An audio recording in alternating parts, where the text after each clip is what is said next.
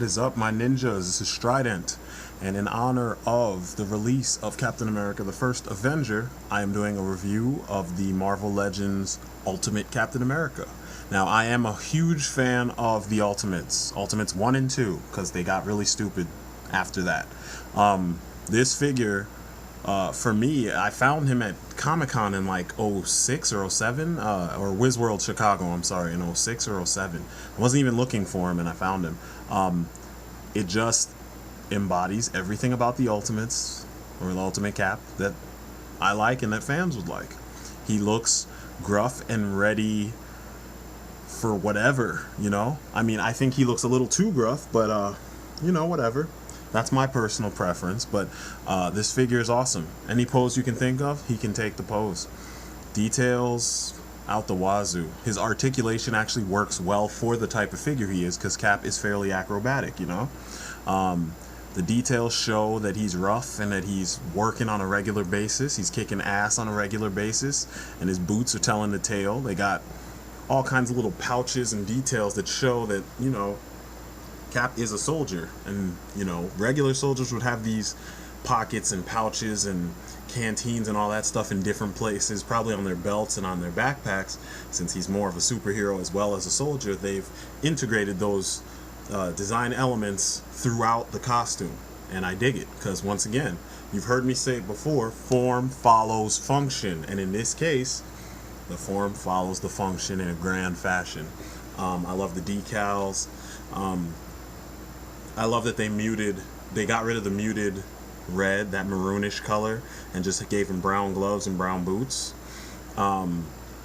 I don't really like this face as much as, you know, I like the rest of the figure, because he reminds me too much of the Bullseye figure, but like tweaked, you know? And I could be wrong, because I've only seen that figure once or twice, and, you know, I'm not a fan of Bullseye, so, you know, I could be off. Maybe it's another figure, but he just looks too, you know, gruff. He's supposed to be a little, you know, kind of young in the face. I'm not a big fan of these utility pouches, because it reminds me too much of Batman's utility belt.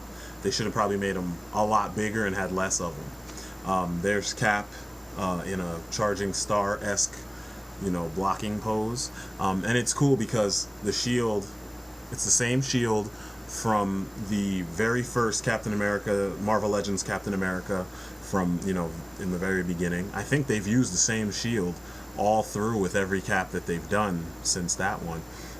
Bottom of his shoes, look at that. The soles even have treads. Similar in fashion to the DC Universe Classics Batman. Here is what would be my proposed team in Marvel vs. Capcom if they had ever put the Punisher in the damn game. You can see my Wolverine is in progress because his claws aren't done yet. But yes, height comparison, Wolverine's the smallest, Frank is the tallest of the bunch. But this figure is a win-win. I would get him no matter what, because he's just an awesome figure. There's no two ways about it. Now, NIGHTCRAWLER. To me, NIGHTCRAWLER is the best Marvel Legends figure, hands down. He already is an amazing design, because, I mean, there's nothing else like him in the Marvel Universe. And if there is now, which I'm not sure of because I don't really read Marvel, it's because it was inspired by him. But, you know, they got the gangly gymnast build, you know, almost, actually it's not even a gymnast, it's like a contortionist build. And the toy is so poseable. This figure has stupid articulation, and that's stupid in a good way. And all the articulation works for the type of figure he is. Notice, you remember in my Bishop review, I pointed out how Bishop had more articulation than a figure of his size, or a character of his size, needs. Whereas with him, everything that moves on him needs to move, because this guy is always moving and flipping and rolling all over the place and bouncing off of stuff, and you can recreate that. I mean, you see him, there he is doing a 540. You trickers and all you martial artists out there, you know what I'm talking about.